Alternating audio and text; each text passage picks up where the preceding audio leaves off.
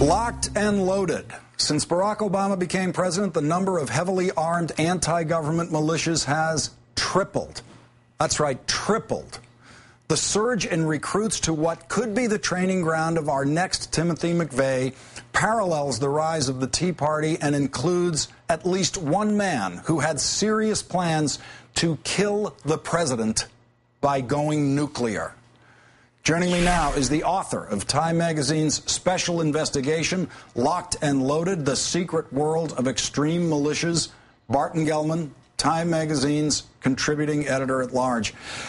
Tell us about the guy who was really seriously building a nuclear device that he hoped would take out the president. Well, a dirty bomb, he hoped, a radiological This is what we fear from al-Qaeda, that there will be some suitcase bomb, there will be some dirty bomb, so-called, that will end up on the New York City subway. But we had a domestic terrorist who was working on it.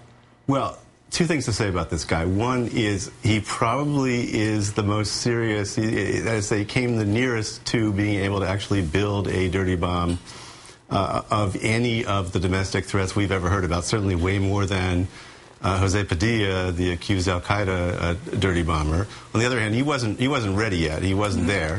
But it is by the happenstance that he was killed in his sleep by his wife that we found out about it at all. And why was he killed in his sleep by his wife? There were things wrong with him as a husband as well as a citizen, I guess. There were issues. The judge found that she had suffered so greatly in terms of domestic abuse that he waived any prison sentence at all, even though she killed him in his sleep.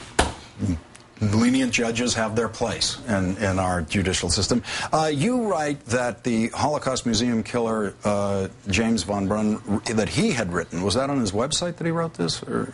No, actually, more chillingly, when he went in and killed the guard at the Holocaust Museum, he double parked his car, got out, raised a rifle, and shot the guy point blank in the chest. In his double parked car was his planning notebook. And in that notebook, you found evidence of the other targets he had in mind. Yeah, he had a note there saying, Obama was created by Jews. Obama does what his Jew owners tell him to do. And he had other names on the car? He did have other names, and one of them was David Axelrod, the president's closest political advisor. And you don't have to think that one life is more important than another to understand that it would have been a very different kind of event had an assassin killed one of the president's, inner circle members. And the thing that put a jolt through the Secret Service and Homeland Security and FBI was that this is a guy who demonstrated motive, means, intent to kill, actually did kill. And he had a plausible plan to get to David Axelrod. Why didn't he go after the president or Axelrod? Was the Holocaust Museum just easier? All you had to do was walk in? Honestly, it's not clear to me that the Holocaust Museum was easier because, having cased the place, he knew there were armed guards all over the place. That does not happen to have been the case at David Axelrod's home, and the address was listed. Mm-hmm. I think that to this guy's whole concept of evil in the world that he couldn't resist. Now, do you see any relationship in the parallel rise in time only? I'm only suggesting there's a parallel in time of the Tea Party and this tripling of the militias. It's tricky here because I do not want to give the impression that I'm associating the Tea Party with these militias. It almost doesn't matter what the anti-government extremists believe. What matters is that they are arming and training and practicing and planning for bloodshed. In most cases, they consider it defensive. They're expecting, Obama to send troops to declare martial law, to seize their guns, to round them up in concentration camps and so on. But they are training to kill opposition forces that look exactly like the ATF or the FBI or a National Guard unit.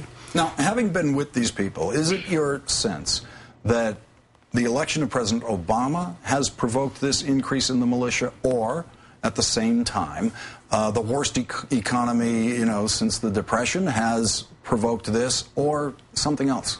Well, both. The FBI calls that a perfect storm. You had I mean, look, anytime you have the bottom drop out of the economy, it increases discontent greatly, and it sort of increases the voices of people who think that, for example, special interests are running the world to their own detriment, who are alienated from Washington.